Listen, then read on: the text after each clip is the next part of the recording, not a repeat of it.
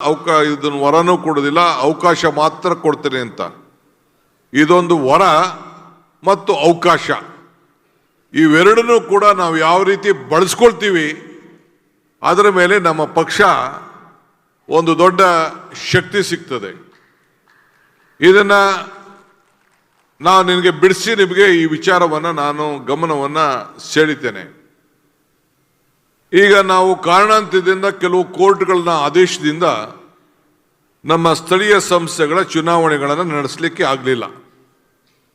ಆದರೆ ನಾವು ಕ್ಯಾಬಿನೆಟ್ನಲ್ಲಿ ಮತ್ತು ಪಕ್ಷ ಎಲ್ಲ ಎಲೆಕ್ಷನ್ಗಳನ್ನು ಈ ನೆಕ್ಸ್ಟ್ 4-5 ತಿಂಗಳಲ್ಲಿ ಮುಗಿಸ್ಬೇಕು ಅಂತ ತೀರ್ಮಾನವನ್ನು ಮಾಡಿದ್ದೇವೆ. ನಿನ್ನೆ ಕಾರ್ಪೊರೇಷನ್ ಕೂಡ ಗ್ರೇಟರ್ ಬೆಂಗಳೂರು ಅಥಾರಿಟಿ ಮಾಡಿ 5 ಕಾರ್ಪೊರೇಷನ್ ಅಲ್ಲೂ ಕೂಡ ನೀವು ಎಲೆಕ್ಷನ್ ಟೈಮ್ ಲೈನ್ ಮಾಡಬೇಕು ಅಂತೇಳಿ 1 ತಿಂಗಳೊಳಗಡೆ ಇನ್ನೇನೇನು ಫೈನಲೈಸೇಷನ್ ಇದೆ ಎಲ್ಲ ಮಾಡಿ ಸಬ್ಮಿಟ್ ಮಾಡಿ ಅಂತ ಹೇಳಿದ್ದಾರೆ. ನಮ್ಮ election commission, state election commission ಅವ್ರಿಗೂ ಆದೇಶ ಕೊಟ್ಟಿದ್ದಾರೆ. ಅವರು ಕೂಡ ಜೂನು ಮೇ ಒಳಗಡೆ ಎಲೆಕ್ಷನ್ ಮಾಡಬೇಕು ಅಂತ ಡೆಡ್ಲೈನ್ ಕೊಟ್ಟಿದ್ದಾರೆ. ನಾವು ಯಾವ ಕಾರಣಕ್ಕೂ ಬದಲಾವಣೆ ಮಾಡೋಕೆ ಹೋಗುದಿಲ್ಲ. ಜಿಲ್ಲಾ ಪಂಚಾಯತಿ, ತಾಲೂಕ್ ಪಂಚಾಯತಿ ಮತ್ತು ಗ್ರಾಮ ಪಂಚಾಯತಿ ಈ 3 ಕೂಡ ನಮ್ಮ ಸರ್ಕಾರ ಎಲೆಕ್ಷನ್ ಮಾಡಲಿಕ್ಕೆ ನಾವು ಬದ್ಧವಾಗಿದ್ದೇವೆ. ಇನ್ಯಾವ ಕಾರಣಕ್ಕೂ ಏನೇ ತೊಡಕುಗಳಿದ್ರೂ ಕೂಡ, ಕೆಲವು ತೊಡಕುಗಳಿದೆ ರಿಸರ್ವೇಷನ್ ವಿಚಾರದಲ್ಲಿ, ಕೋರ್ಟಿನ ಕೆಲವು ಆದೇಶಗಳಿದೆ. ಆದರೂ ಕೂಡ ನಾವು ಅದನ್ನೆಲ್ಲ ನಿವಾರಣೆ ಮಾಡಿ ಎಲೆಕ್ಷನ್ ಮಾಡಬೇಕು ಅಂತೇಳಿ ನಾವು ತೀರ್ಮಾನ ಮಾಡಿದ್ದೇವೆ. ಅದಕ್ಕೆ ನೀವೆಲ್ಲ ತಯಾರಾಗಬೇಕು.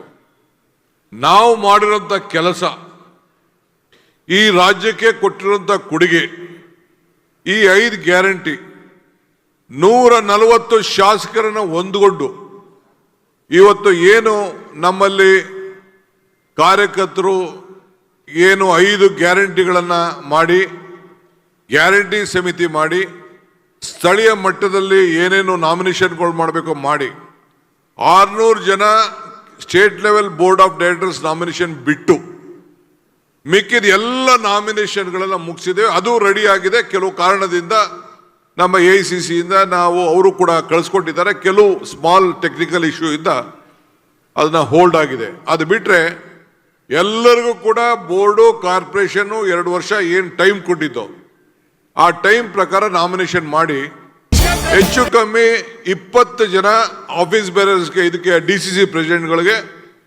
25 ಜನ ಆಫೀಸ್ ಬೇರರ್ಸ್ಗೆ ಮತ್ತು 47 ಜನ MLAಗಳಿಗೆ ಇವತ್ತು ನಾವು ಚೇರ್ಮನ್ಗಳಾಗಿ ನಾಮಿನೇಷನ್ ಅನ್ನು ಮಾಡಿ ಬಹುಶಃ ಅವರೆಲ್ಲ ಅಧಿಕಾರಗಳನ್ನು ಇವತ್ತೆಲ್ಲ ಉಪಯೋಗಿಸ್ಕೊಳ್ತಾ ಇದ್ದಾರೆ.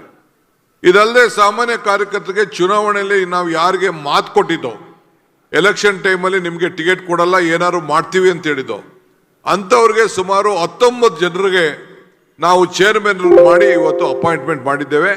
ಆ ಪಟ್ಟಿ ಎಲ್ಲ ತಮಗೂ ಕೂಡ ಇವತ್ತು ಗೊತ್ತಿದೆ.